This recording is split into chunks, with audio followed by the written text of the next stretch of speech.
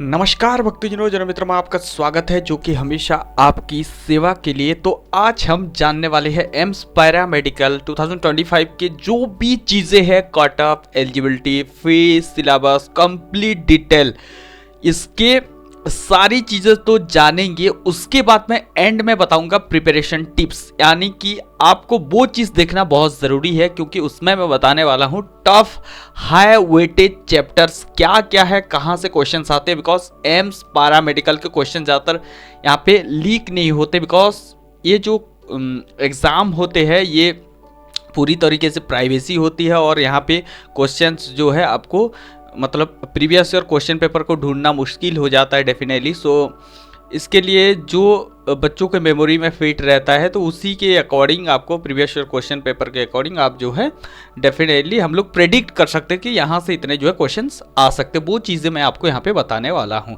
तो एक एक करके हम लोग क्या क्या डिस्कशन करने वाले हैं, चलिए शुरू करते हैं। इससे पहले और एक डिस्कशन, तो चैनल को सब्सक्राइब करना आप ही का चैनल है, बिकॉज इसमें से हर एक चीज़ें आपको मिलने वाला है, जितने exam related information, job related information और आपको एजुकेशनल गाइडेंस भी मिलने वाला है। इसके साथ साथ सक्सेसफुल होने के लिए टिप्स भी मैं देता रहता हूँ बीच बीच में। तो चैनल को डेफिनेटली सब्सक्राइब करना आप ही का फायदा है और बेल आइकन को दबा देना ताकि पहले नोटिफिकेशन आपके मोबाइल पर पहुँचे।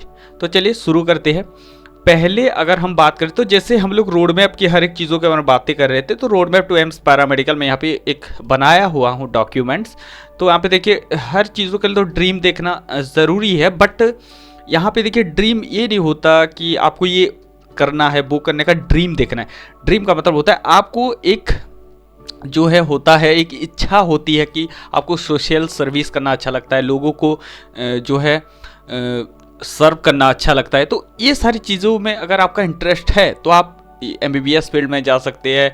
बहुत सारे अलग अलग फील्ड होते हैं, बट डॉक्टर की फील्ड जो होते हैं ना, इसमें एक रेपुटेशन वाला काम होता है, तो ये ज़्यादातर बच्चे चूज़ करते हैं। यहाँ पे इज्जत भी मिलती है, पैसे भी मिलते हैं, इसके साथ साथ आपको दूसरों को समाज सेवा, सोशल सर्विस करने का मौका मिलता है। तो चाहे वो किसी भी तरीके का, चाहे आप आयुर्वेदिक फील्ड में जाए, चाहे आप होम्योपैथी फील्ड में जाए, चाहे आप नर्सिंग फील्ड में जाए, चाहे आप MBBS फील्ड में जाए, चाहे आप पैरा मेडिकल फील्ड में जाए, ठीक है। तो पैरा मेडिकल बेसिकली कोर्सेस होता है जहाँ पे आपको ऑपरेशन थिएटर वगैरह को ऑपरेटिंग करना, जो भी चीज़ें होती है वो सारी होती है, वो आपको एक डॉक्टर के असिस्टेंस पे काम करना है, ठीक है। मतलब एक डॉक्टर होगा, उसके असिस्टेंट होके काम करना है। यहाँ पे आपको डॉक्टर नहीं लगेगी। तो यहाँ पे पैरामेडिकल कोर्सेज में बेसिकली BSc कोर्सेज होते हैं। तो पहले आपको जो है कंप्लीट करना है 12 PCMB पे। साइंस स्ट्रीम लेके PCMB अगर आप किए हो तो एग्जाम दे सकते हो, अदरवाइज आप नहीं दे सकते। तो यहाँ पे देखिए हम लोग क्या क्या चीज़ें कवर करने वाले हैं। पहले तो हम लोग इंपॉर्टेंट डेट्स के बारे में बातचीत करेंगे कि इस बार का जो 2025 का एग्जाम है वो कब होने वाला है। एलिजिबिलिटी क्राइटेरिया के बारे में बातें करेंगे। एम्स पैरामेडिकल एग्जाम का पैटर्न क्या होता है उसकी चीज़ें में बातें करेंगे। रजिस्ट्रेशन फी कितने लगते हैं एप्लीकेशंस के, वो चीज़ों के बारे में बातें करेंगे। एग्जाम सिलेबस क्या होता है इसके लिए, वो चीज़ों के बारे में। Mode of exam marking scheme क्या होता है, कोर्स एंड ड्यूरेशन कितना होता है, नंबर ऑफ सीट्स कितने हैं, हॉस्टल अकोमोडेशन फैसिलिटीज़ क्या है, हाई वेटेज जो कि मैं आपको at the end of the video बताऊंगा, हाई वेटेज चैप्टर्स क्या है इसके लिए जो इसको प्रिपरेशन आप कर रहे हो, कट ऑफ क्या गया था पिछले साल 2024 में, एग्जाम प्रिपरेशन टिप्स भी मैं लास्ट में दूंगा।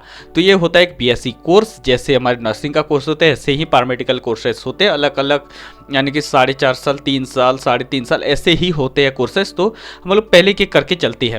तो पहले हम लोग देख लेते हैं एग्जाम डिटेल। तो एग्जाम का नेम होता है आपको एम्स पैरामेडिकल एंट्रेंस एग्जाम, और यहाँ पे कंडक्टिंग बॉडी होती है all India institute of medical science new Delhi, ठीक है। तो ये दोनों हो गए एग्जाम डिटेल्स। अब हम लोग चलते हैं इंपॉर्टेंट डेट्स के बारे में। अगर हम इंपॉर्टेंट डेट्स की बातें करें तो एग्जाम डेट आपका 28 जून 2025 ऑफिशियल नोटिफिकेशन है। रिजल्ट डेट है आपका 4 जुलाई 2025। तो ये था इंपॉर्टेंट डेट्स आपको दिखने हैं। इसका एप्लीकेशन तकरीबन मार्च फर्स्ट वीक तक आ जाता है। मैं जब भी नोटिफिकेशन आएगा मैं आपको बता दूंगा इसी चैनल के थ्रू। तो चैनल आप ही का है, सब्सक्राइब करके जरूर रखना। अब चलिए एलिजिबिलिटी क्राइटेरिया की अगर हम बात करें तो आप नेशनलिटी इंडियन होनी चाहिए।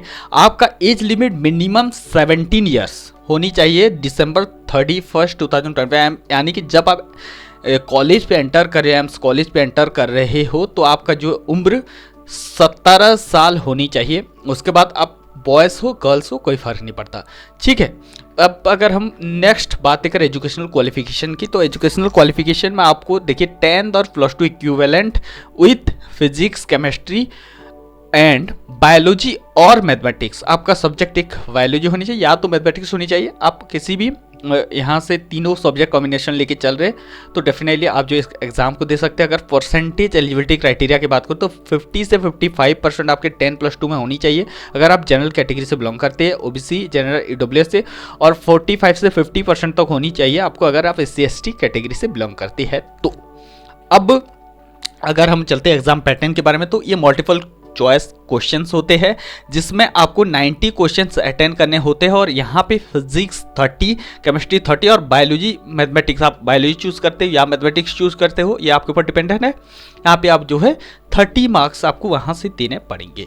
अब अगर हम बातचीत करें ड्यूरेशन 90 मिनट्स का होता है, वही 90 मार्क्स का एग्जाम 90 मिनट का आपका जो है ड्यूरेशन। अब नेगेटिव मार्किंग स्कीम जैसे नीट में होता है, अगर आपका एक क्वेश्चन गलत हो जाते हैं तो 1 मार्क वहाँ से डिडक्ट करवाया जाता है, 4 मार्क जो मिलने होते हैं वो नहीं मिलता है, उसमें से नेगेटिव हो जाता है। वैसे ही अगर आपको यहाँ पे नेगेटिव मार्किंग स्कीम की बात करें तो 1 of the 3rd marks deducted from incorrect response. अगर 3 क्वेश्चन आप गलत करते हैं तो 1 मार्क डिडक्ट होता है, ठीक है। तो ये है आपका मार्किंग स्कीम।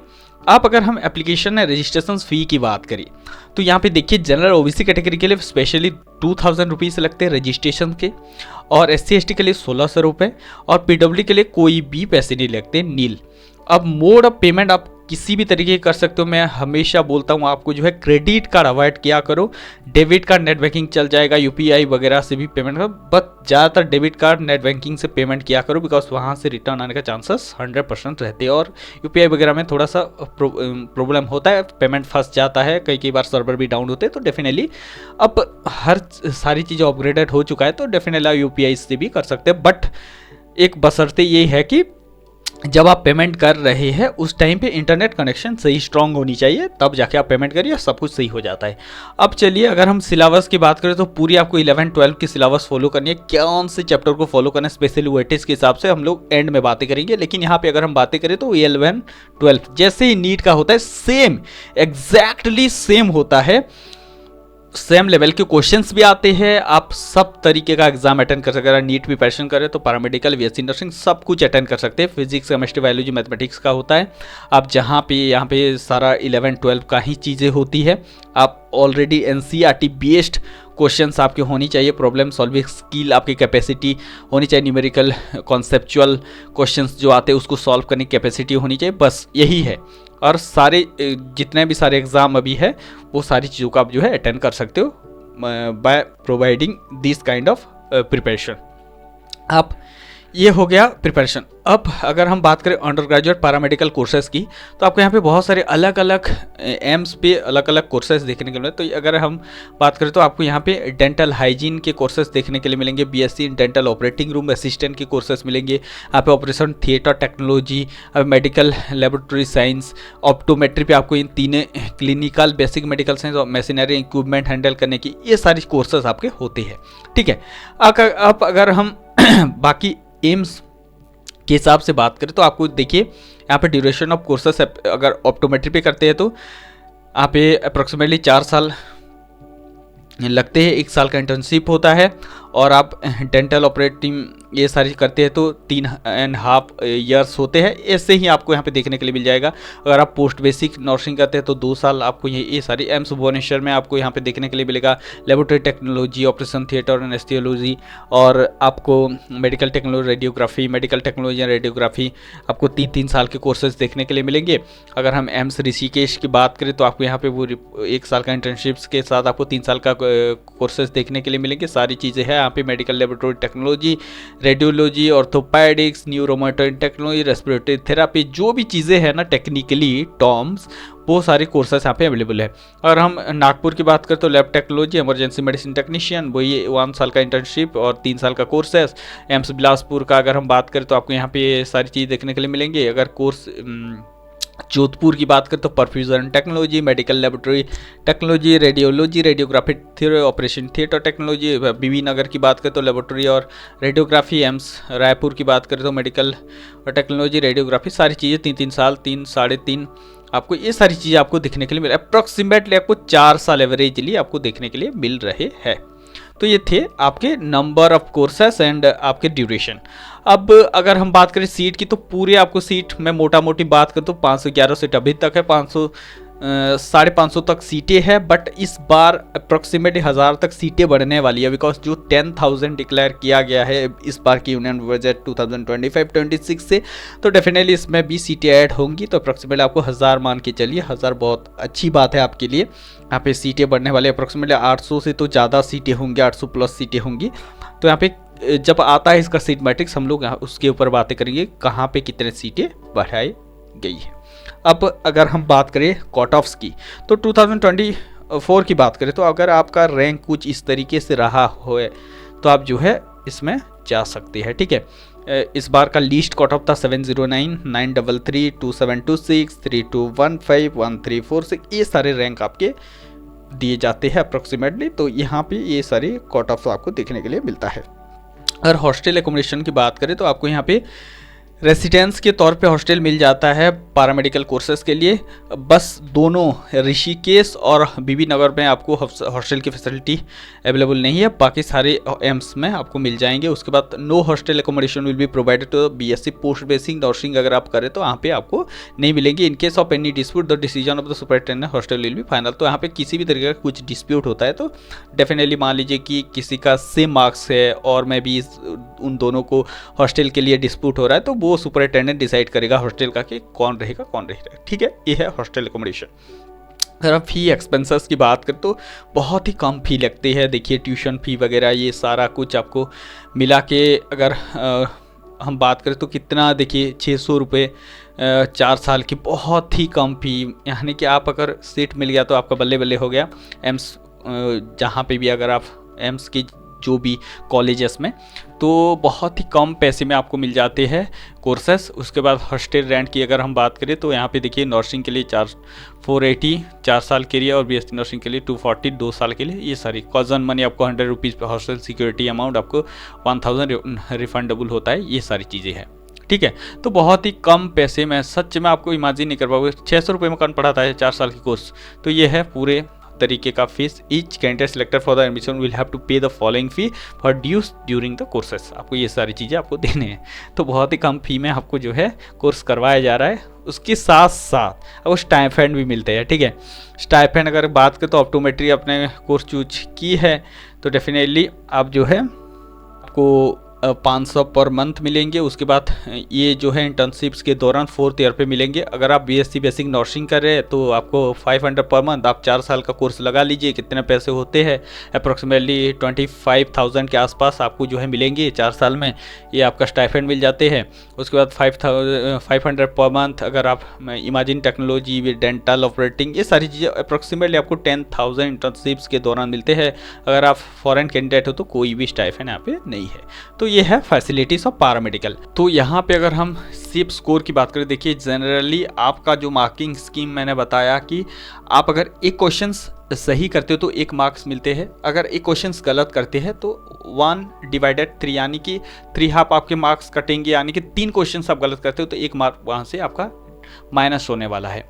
तो अप्रॉक्सीमेटली अगर आप 90 मार्क्स का जो है आप टोटल एग्ज़ाम होने वाला है तो यहाँ पे 90 मार्क्स पे आपको 65 प्लस स्कोर करना पड़ेगा, तब जाके आपको एक सेफ स्कोर माना जाएगा जनरल कैटेगरी के लिए। ओबीसी के लिए 63 प्लस के आसपास, एससी के लिए 57 60 के आसपास, एसटी के लिए 55 प्लस के आसपास और ईडब्ल्यूएस 60 प्लस के आसपास। ये है आपके सेफ स्कोर 2025 के लिए। इस बार कंपटीशन भी बढ़ने वाला है, सीटी भी बढ़ने वाली है, तो डेफिनेटली आपका ये चीज़ होने वाला है। 90 क्वेश्चंस होते हैं, 90 मिनट्स आपको दिए जाते हैं। तो अप्रॉक्सीमेटली अगर ये स्कोर आप कर रहे हो तो कहीं ना कहीं पे जितने भी एम्स आपके हैं टोटल एम्स पे कहीं ना कहीं पे आपको पैरामेडिकल कोर्सेज पे सीटें मिल जाएंगी, ठीक है। तो ये था सेफ स्कोर। अब अगर हम बात करें, जैसे कि मैंने बताया at the end of the video I will discuss about the top 40 weightage chapters जो कि फिजिक्स, केमिस्ट्री और बायोलॉजी पे होगा, जिसमें आप कौन से चैप्टर को ज़्यादा महत्व देंगे, ताकि उसमें से क्वेश्चंस आने के बहुत सारे चांसेस है। तो अगर हम फिजिक्स की डिस्कशन करें तो आपको यहाँ पे टॉप 5 वेटेज चैप्टर्स की बात करें फिजिक्स का, तो प्रोबेबल क्वेश्चंस यहाँ पे दिए हैं चैप्टर्स। अगर मॉडर्न फिजिक्स की बात करें, atom, nuclear, dual nature, matter, semiconductor से, तो आपको 4 क्वेश्चंस कंपलसरी आ सकते हैं। अब अगर इलेक्ट्रिक फील्ड और इलेक्ट्रिक पोटेंशियल कैपेसिटर, इसके बारे में 3 क्वेश्चंस आ सकते हैं। करंट, इलेक्ट्रिसिटी 1 क्वेश्चंस, और मूविंग चार्ज, मैग्नेटिज्म इसमें से, और मैग्नेटिक इफेक्ट ऑफ करंट से एक थ्योरी, एक न्यूमेरिकल पक्की है क्वेश्चंस आ सकते हैं। अल्टरनेटिव करंट, ये सारा मिला के आपको अप्रोक्सीमेटली इलेक्ट्रोमैग्नेटिक एक क्वेश्चन थ्योरी से पक्का, और ये सारे मिला के आपको अप्रोक्सीमेटली 5-10 क्वेश्चंस आ जाते हैं। ठीक है, अब ये है आपके टॉप वेटेज चैप्टर्स, यहाँ पे मेंशन कर दिए गए हैं, आप स्क्रीनशॉट भी ले सकती है। ठीक है, आप ये यहाँ पे स्क्रीनशॉट भी ले जाओ, और इसको मैं प्रोवाइड कर दूंगा ऑन द डिस्क्रिप्शन सेक्शन, आप जाके वहाँ से ये सारी चीज़ें एक्सेस कर सकते हैं। अब अगर हम बात करें केमिस्ट्री की, तो केमिस्ट्री पे PD एंड F ब्लॉक से आपको 4 क्वेश्चन पक्की है। पीरियोडिक टेबल, आपको जो है पीरियोडिक टेबल, उसके बाद classifications, chemical bonding, coordination compound, GOC से 3 क्वेश्चन मिनिमम, और हाइड्रोकार्बन, अल्कोहल, फेनॉल एथर से 2 क्वेश्चंस, और बाकी सारे जितने भी रेमाइंस, बायोमोलिक्यूल सॉल्यूशंस, इलेक्ट्रोकेमिस्ट्री, तो मेरे तो 20 क्वेश्चंस आपके बनते हैं। ठीक है, अब अगर हम टॉप वेटेज चैप्टर्स बायोलॉजी की बात करें, तो आपको यहाँ पे टोटल चैप्टर्स मिलते हैं आपको 11, यहाँ पे 11th में और 12th में आपको मिलते हैं 16 चैप्टर, टोटल 27 चैप्टर्स होते हैं, और यहाँ से आपको अप्रॉक्सीमेटली 20 क्वेश्चंस आ जाने के चांसेस है। ठीक है, तो 10 से 15 क्वेश्चंस आने के चांसेस है। तो यहाँ पे देखिए टोटल कुल मिलाकर आपको यहाँ पे 30 क्वेश्चन, तो टोटल अगर हम बात करें तो अप्रॉक्सीमेटली 15 क्वेश्चन यहीं से और 15 क्वेश्चन यहीं से पूछने का बहुत ज़्यादा चांसेस है। ये वेटेज चैप्टर आपको यहाँ पे दिए गए हैं। अगर हम एग्जाम प्रिपरेशन टिप्स की बात करें तो आपको क्या चीज़ों की ज़रूरत है, देखिए first thing, know the exam pattern and syllabus well. पहले आपको इन सारी चीज़ों को एक एक करके, ऐसा नहीं है कि मैंने जो चैप्टर बताए सिर्फ उनको पढ़ना, बाकी चीज़ों को नहीं पढ़ा, बाकी चीज़ों को भी पढ़ना है, बट ज़्यादातर वेटेज क्वेश्चन यहाँ से आ रहे हैं, तो definitely you have to focus on these chapters. अब अगर हम बात करें बायोलॉजी की, तो बायोलॉजी को सारी चीज़ें पढ़नी है, बट आपको जो है यहाँ पे डिवीज़न कर देना है कि कितने चैप्टर्स आपको जो है 11th से लेने हैं, कितने चैप्टर 12th से लेने हैं। ज़्यादातर आपको जो है क्वेश्चंस पूछे जाने वाले हैं बायोटेक्नोलॉजी, ये सारी चीज़ों में से। उसके बाद आपको जो है माइक्रोब्स, ह्यूमन वेलफेयर, उसके बाद आपको जो है principle molecular basis of inheritance, ये सारी चीज़ें आपको पूछी जाने वाले हैं। तो डेफिनेटली आपको ये सारी चीज़ों को अच्छी तरीके से पढ़ना है, तीनों चैप्टर्स को। अब टॉपिक्स को समझना है, स्ट्रक्चर का, एग्जाम का स्ट्रक्चर क्या है उसको समझना है, उसी के लेवल पे पढ़ना है। और उसके साथ साथ आपको क्विक जो है आंसर सॉल्व करना आना चाहिए, न्यूमेरिकल्स के ऊपर भी ध्यान देना ज़रूरी है। उसके बाद वैसे make a study plan and follow it, set is schedule and stick to everyday. जैसे कंसिस्टेंसी बहुत बड़ी चीज़ है, मैं आपको बोलता हूँ कंसिस्टेंसी वर्ड में ही बहुत कॉम्प्लिकेटेड चीज़ छुपा हुआ है। कंसिस्टेंस बोल देने से नहीं होता, कंसिस्टेंट होना पड़ता है। तब कंसिस्टेंट कैसे होंगे, आप पहले जब रूल बनाएंगे खुद के लिए, आपको उठना है 4 बजे, आपको आपका जो है टोटल बेसिक काम होते हैं, जैसे नहाना धोना, ये सारी चीज़ें आपका होता है। उसके बाद आपका पूजा पाठ, जो भी मनन करना, जो भी जाप करना होता है, उसके बाद आपका पढ़ाई होती है। तब पढ़ाई जब आप करेंगे उसको डिवाइड करते हैं, आप इतने में फिजिक्स पढ़ूंगा, इतने में केमिस्ट्री पढ़ूंगा, इतने में बायोलॉजी पढ़ूंगा, ये सारी चीज़ें होते हैं। उसके बाद न्यूमेरिकल्स भी होते हैं, उसके बाद क्वेश्चन आपको करने होते हैं, उसके बाद PYQ तो ज़्यादातर यहाँ पे मिलते हैं, बट PYQ को ज़्यादातर रिवील नहीं किया जाता है। तो डेफिनेटली आपको जो है सारे क्वेश्चन को अटेंड करने पड़ते हैं, और ज़्यादातर जितने भी मैं यहाँ पे दिया हूँ चैप्टर्स, उन सारी हाई वेटेज चैप्टर को ज़्यादातर फोकस करना है, न्यूमेरिकल पे ज़्यादा फोकस करना है। इसके साथ साथ अगर मैं बात करूँ practice with previous year question paper, जो कि solve past question, understand the exam level, क्या एग्जाम लेवल पूछा जा रहा है उस चीज़ों को करिए। उसके बाद focus on understanding not just memorising, ऐसे चीज़ों को मतलब मेमोराइज नहीं करना है, बस उस कंसेप्ट को समझना है। डोंट जस्ट मेमोराइज फैक्ट्स को मेमोराइज करने की ज़रूरत नहीं है, उस चीज़ों को कंसेप्ट को समझ जाओ ताकि वो चीज़ें आपको मेमोराइज हो जाए।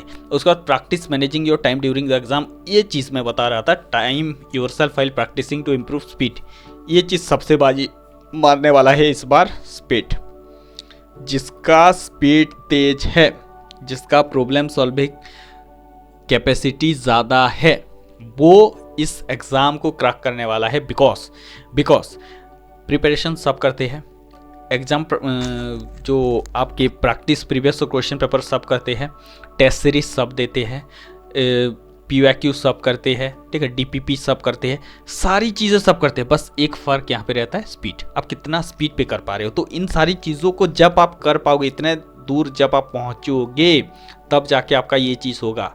ये चीज़ होगा कब? जब आप सिलेबस कंप्लीट कर चुके हो, जब आप PYQ कर चुके हो, जब आप DPP कर चुके हो, जब आप टेस्ट सीरीज दे चुके हो। अब आप आ रहे हो एक क्वेश्चंस को मैं कितने देर में सॉल्व कर पा रहा हूँ, चारों ऑप्शन में से ऑन बायस्ड होके मैं कौन से ऑप्शन को पिकअप कर पा रहा हूँ स्पीड तरीके से। इस चीज़ को आपको डेवलप करना ज़रूरी है विद इन दिस 2-3 मंथ्स। आपका अप्रोक्सीमेटली जून में एग्ज़ाम होने वाला है, तो आपके 2 महीने बचे हुए हैं, तो आप इसमें से कर सकते हो, ठीक है। इस चीज़ को आदत डालना। और यहाँ पे जैसे मैंने बताया कि आपको जो चीज़ करनी है वो चीज़ आपको डेफिनेटली करना है। अब आपको जो है लास्ट यहाँ पे stay healthy and get enough rest, ये होना बहुत ज़रूरी है। बिकॉज हमारा भी एक सिस्टम है, हमारा भी एक मैकेनिज़्म है। आप ऑलरेडी बायोलॉजी पढ़ चुके हैं। हमारा जो बॉडी का स्ट्रक्चर है, फिजिकली, इमोशनली, साइकोलॉजिकली, तो अच्छा खाते हो जब अच्छा थॉट आते हैं, अच्छे आप एक्सरसाइज जब करोगे तो बॉडी अच्छी बनती है, अच्छे जब स्लीप लोगे तो आपका माइंड रिफ्रेश रहेगा और आप ज़्यादा प्रोडक्टिव हो पाओगे। तो रात भर बैठ के पढ़ना नहीं है, जितना भी कम पढ़ रहे हो उसमें से प्रोडक्टिव चीज़ें आप कर रहे हो, इस चीज़ के ऊपर ज़्यादातर ध्यान देना, ताकि आपका प्रोडक्टिविटी दोगुनी हो जाए और आप इस बार क्रैक कर ले। तो hope for the best for your 2025 paramedical exam. तो चलिए मिलते हैं और अगले वीडियो में, तब तक के लिए इंतजार करते रहो हमारे साथ जुड़ने के लिए दिल की गहराई से प्रेम पूर्वक धन्यवाद।